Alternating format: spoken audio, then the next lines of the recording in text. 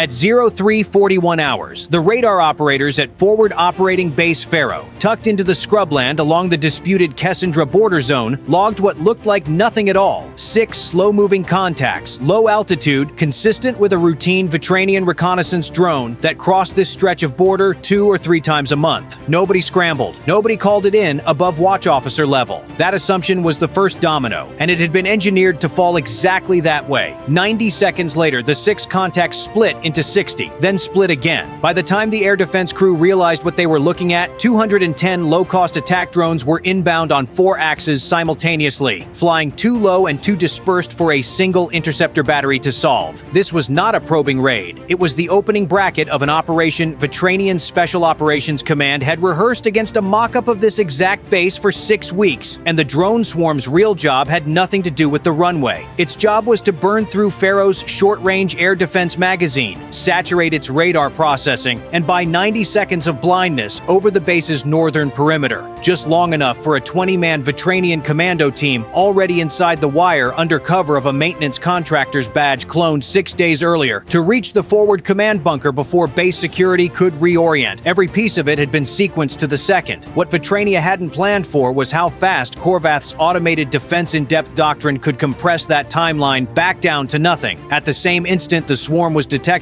Faro's Warden Point Defense Battery went into automated engagement mode without waiting for a human trigger, correctly triaging which drones carried warheads and which were decoys by their flight profile and radar cross-section. Simultaneously, the base's electronic warfare shelter, call sign Griffin, began hunting for the swarm's control link, a frequency-hopping signal bouncing between commercial-grade repeaters hidden in vehicles parked outside the base fence. Griffin's operators had 11 seconds to find that link before the drones reached weapons release range on the fuel depot. They found it in 9. At the same time, on the ground, Base Security's Operations Center flagged something the drone attack had been specifically designed to bury. A maintenance truck parked at the north gate for the past 40 minutes, engine running, badge scan valid, and a driver whose biometric gate, caught on a routine perimeter camera, didn't match the badge photo on file. The system flagged it as a low-priority anomaly, the kind that normally waits for a human to glance at it during a slow shift. Tonight there was no slow shift. A quick reaction force of 6 Korvath military police, already moving toward the perimeter because of the drone alert, diverted to intercept the truck instead of continuing to the flight line, a decision that would matter more than anyone in that convoy yet understood. With the swarm's control link jammed and roughly 60 drones falling dead into the scrubland short of the runway, the remaining 150 pressed on using preloaded autonomous flight paths that didn't need the link to finish their run. Warden's automated cannons kept firing, chewing through the interceptor magazine at a rate that would empty it in under 4 minutes if the attack didn't taper off. The base commander made the call every after-action report would later call correct under pressure. Divert half the Warden battery's fire discipline to protect the fuel depot and flight line exclusively, and accept that the outer perimeter fencing would take hits. Runways and fuel matter more than fence line. The swarm, still following its pre-planned routing, obligingly walked straight into the concentrated fire the base commander had bet it would. Back at the north gate, the maintenance truck's driver, seeing the quick reaction force closing in, abandoned the vehicle's cover story and floored it toward the inner perimeter road, directly toward the command bunker the drone swarm had been bought to expose. 2 Korvath MPs opened fire on the tires, disabling the truck 60 meters short of the bunker access road, and what climbed out of the cargo bed wasn't maintenance equipment. It was 4 Vitranian commandos in unmarked tactical gear, weapons already up, clearly briefed to expect a clear run to the bunker doors, and instead finding themselves in a static gunfight in the open with no drone cover left to blind the response. The remaining 16 commandos of the 20-man team, staged elsewhere on base under cover identities that were unraveling in real time as the alert level climbed, began breaking for the perimeter fence rather than press an assault that had already lost its blinding element. At 0348 hours, 7 minutes after the first drone contact, Faro's quick reaction force had the 4 exposed commandos pinned against the disabled truck, and base-wide lockdown protocols had sealed every interior door with a badge reader, trapping the remaining infiltrators inside a perimeter that was rapidly filling with armed security teams working room by room. Overhead, the last of the drone swarm,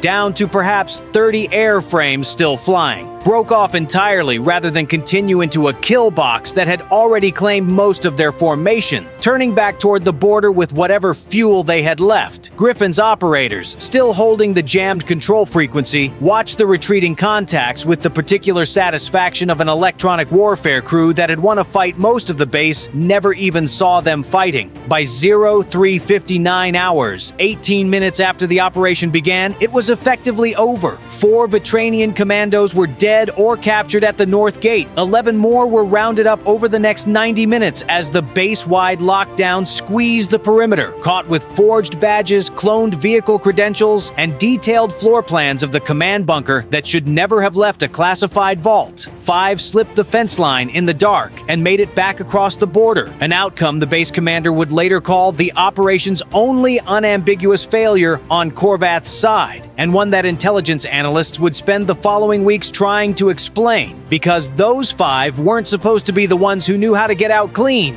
What Vitrania had built was a genuinely dangerous piece of tradecraft, a synthetic radar shell built from cheap, deniable hardware, combined with a human infiltration plan that had taken weeks to embed inside routine-based logistics. It very nearly worked. The difference between a headline about a captured commando team and a headline about a destroyed command bunker came down to 9 seconds of jamming. One alert junior officer who diverted a routine patrol instead of ignoring a minor biometric flag, and an air defense doctrine that had been drilled specifically for the scenario Vitranian planners assumed no one would take seriously enough to prepare for. In the days that followed, Korvath's public statement was characteristically brief. An unauthorized incursion had been repelled with no damage to critical infrastructure, which was true in the way official statements are usually true, technically, and without conveying how close the margin actually was. Vitrania issued no statement at all. Along the Cassandra border zone, the drone wreckage was cleared within 48 hours, and Pharaoh's runway lights came back on the same night. Business as usual for anyone watching from outside the wire. But inside, the after-action review ran to 200 pages, and its opening line became required reading across every Korvath forward base within the month. The swarm was never the attack. The swarm was the door. Ask yourself, if your base only had 90 seconds of blindness to work with, would your quick reaction force have made the same call? Let us know below, and we'll see you at the next Flashpoint.